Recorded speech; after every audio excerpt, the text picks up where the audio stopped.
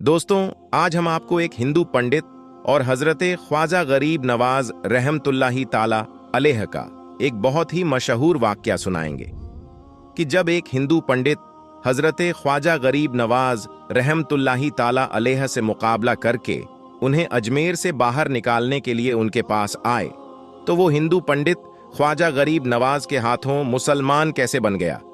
दोस्तों, ये जानकर यकीनन आप लोग भी हैरान रह जाओगे, इसलिए आप इस वीडियो को आखिर तक जरूर देखें।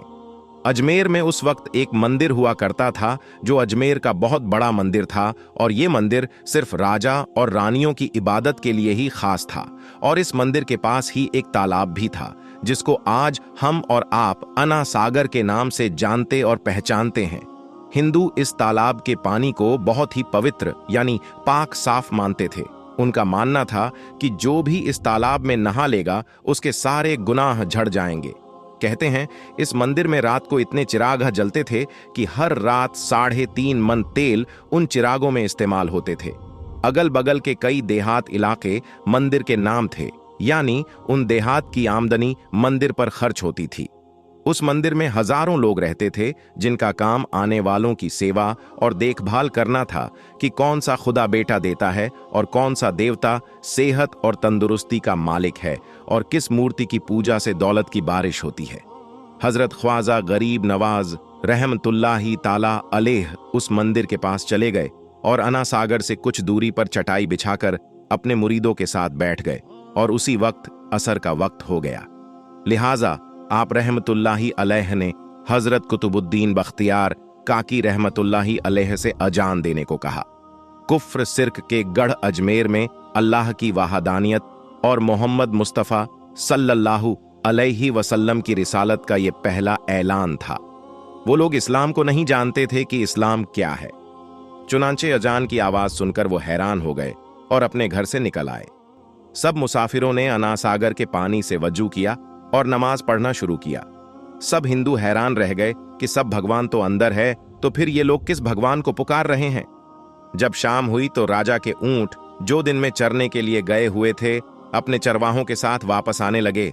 इत्तेफाक से जहां हजरत ख्वाजा गरीब नवाज रहमतुल्लाही ताला अलैह अपने साथियों के साथ बैठे थे, वो जगह राजा के ऊंटों के बैठने की थी। चरवाहों ने ख्वाजा गरीब नवाज रहमतुल्लाही ताला अलैह से कहा, उठो बाबा, ऊंटों के बैठने की जगह खाली करो।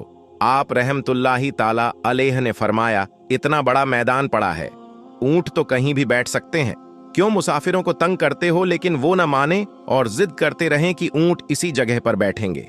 आखिर उन्होंने बहुत बदतमीजी से कहा, ये राजा के ऊंटों के बैठने की जगह है और इधर राजा के ऊंट ही बैठेंगे, तुम लोग कहीं और डेरा लगावो। आखिर आप रहमतुल्लाही ताला अलैह ने उठते हुए हजरत कुतुबुद्दीन से फरमाया, उठो कुतुबुद्दीन, ये कह रहे हैं कि ऊंटों के बैठने की जगह है तो चलो ऊंट ही बैठे रहेंगे। ये कहकर आप रहमतुल्लाही ताला अलैह अपने साथियों के साथ वहां से उठ गए। अगली सुबह जब ऊंटों को चराने का वक्त आया और उनको चराने के लिए ले जाने लगे तो चरवाहों ने ऊंटों को उठाना चाहा, लेकिन पता नहीं ऊंट तो उठने के काबिल ही नहीं थे। उन्होंने ऊंटों को मार मार कर जबरदस्ती उठाना चाहा, लेकिन वो बैठे ही रहे। चरवाहे बहुत परेशान थे कि जो ऊंट उनके एक इशारे पर उठ जाते थे, आज क्या हो गया है, क्यों नहीं उठ पा रहे हैं। आखिर उन्हें याद आया कि कल उस मुसाफिर फकीर ने कहा था कि चलो उठ ही बैठे रहेंगे। लोग इकट्ठा होना शुरू हो गए। कोई कह रहा था कि फकीर कोई काबिल जादूगर है और किसी ने कहा कि वो कोई भगवान का अवतार है। धीरे धीरे बात राजा तक पहुंच गई कि एक मुसाफिर फकीर ने राजा के ऊंटों पर जादू कर दिया है। राजा ने ख्वाजा गरीब नवाज रहमतुल्लाही ताला अलैह को पैगाम भेजा कि तुम कैसे फकीर हो जो बेजुबानों को बांध कर रखते हो, ये बेचारे भूख प्यास से मर जाएंगे, इसलिए मेहरबानी करके अपना जादू वापस ले लो। आप रहमतुल्लाही ताला अलैह ने फरमाया, हम मुसलमान हैं और मुसलमान बद्दुआ नहीं करते, ना ही जादू करते हैं। जाओ कहो कि जिसके हुक्म से बैठे थे उसी के हुक्म से उठ खड़े हो जाओ। अब जो जाकर उठाया तो ऊंट फौरन उठ गए और हिंदुओं की दिलचस्पी उन मुसाफिरों में बढ़ने लगी। 5 वक्त अजान होती और नमाज अदा की जाती। आखिर राजा तक ये बात पहुंच गई कि कुछ फकीर आए हैं जो मुसलमान हैं, 5 वक्त अजान देते हैं और हमारे पवित्र तालाब को हाथ मुंह धोकर भ्रष्ट करते हैं, यानी कि नापाक कर देते हैं, और तो और हमारे धर्म के खिलाफ बातें करते हैं। कहते हैं कि मूर्तियां पूजने के काबिल नहीं है, ये तो सिर्फ पत्थर है, इसलिए उन्हें यहां से उठाया जाना चाहिए। राजा ने फकीरों का पैगाम भिजवाया कि तुम लोग मांस गोश्त खाते हो और हमारे धर्म के खिलाफ बोलते हो, और तो और हमारे पाक तालाब को अपने हाथ डालकर नापाक करते हो, जो हम बर्दाश्त नहीं कर सकते। इसलिए तुम लोग यहां से चले जाओ। आप रहमतुल्लाही ताला अलैह ने फरमाया कि और भी तो इतने आदमी आते हैं, हमारे पानी पी लेने से कौन सी कमी आ जाएगी। लेकिन वो कहने लगे कि वो सब हमारे अपने धर्म के लोग हैं और तुम दूसरे धर्म के हो। आइंदा तुम लोगों ने तालाब को नापाक किया तो हम बर्दाश्त नहीं करेंगे। आप रहमतुल्लाही ताला अलैह ने हजरत कुतुबुद्दीन बख्तियार काकी रहमतुल्लाही ताला अलैह से फरमाया, कुतुबुद्दीन, शायद ये लोग आइंदा हमारे पानी लेने पर कोई लड़ाई झगड़ा करेंगे। जाओ एक मस्किजे में पानी ले आओ ताकि जरूरत के वक्त कुछ तो पानी मौजूद हो। लिहाजा हजरत कुतुबुद्दीन रहमतुल्लाही ताला अलैह ने उनसे फरमाया कि चलो हम मस्किजे से पानी से भर लेते हैं। वो इस शर्त पे मन गए कि तुम्हारा जिस्म पानी से छूना नहीं चाहिए। हजरत कुतुबुद्दीन रहमतुल्लाही ताला अलैह तालाब की सीढ़ियों पर जाकर बैठे और मस्किजा पानी में डुबो दिया।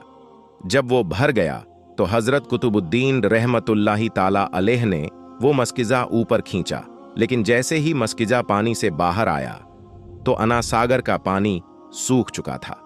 ऐसा लग रहा था कि अनासागर का सारा पानी मस्किजे में बंद हो गया था।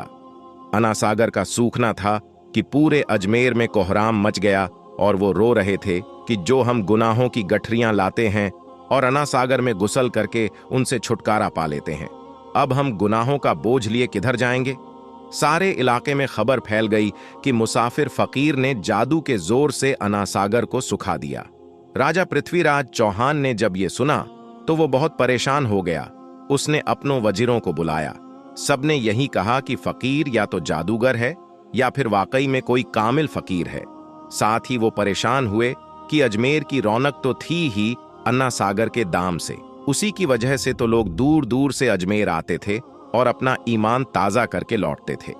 अन्नासागर के सूख जाने से हिंदू धर्म के प्रचार को बहुत बड़ा धक्का लगेगा और ये बहुत ही हैरान करने वाली बात थी। आखिर तय किया गया कि फकीर से बात किया जाए। आखिर वो चाहता क्या है?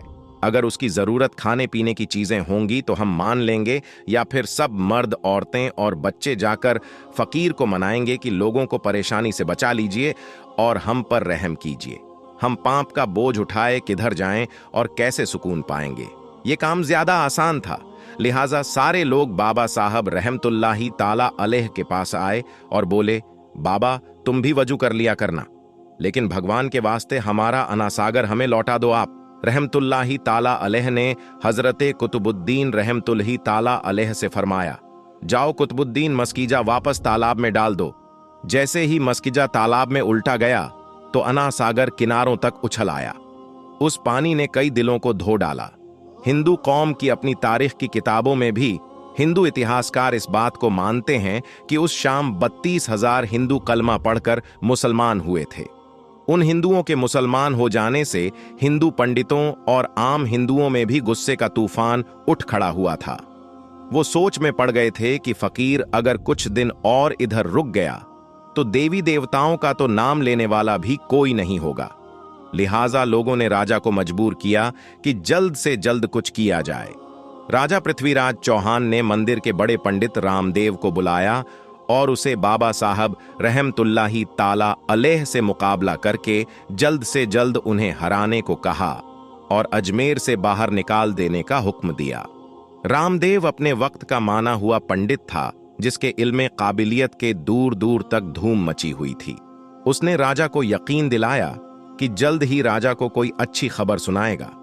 रामदेव बाबा साहब रहमतुल्लाही ताला अलैह के पास आया और उल्टे सीधे सवालत करने शुरू कर दिए। बाबा साहब रहमतुल्लाही ताला अलैह चुप रहे।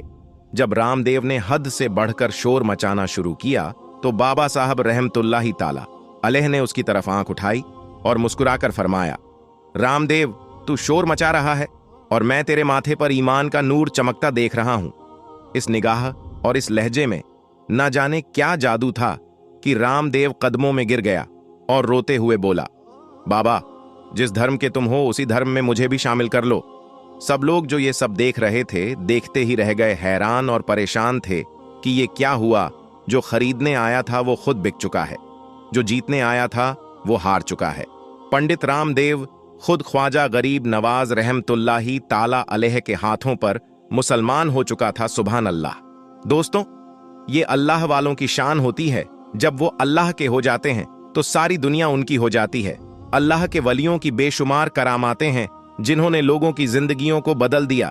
तो दोस्तों, आज की इस वीडियो में बस इतना ही। हम मिलेंगे आपको अगली वीडियो में। तब तक के लिए अल्लाह हाफिज।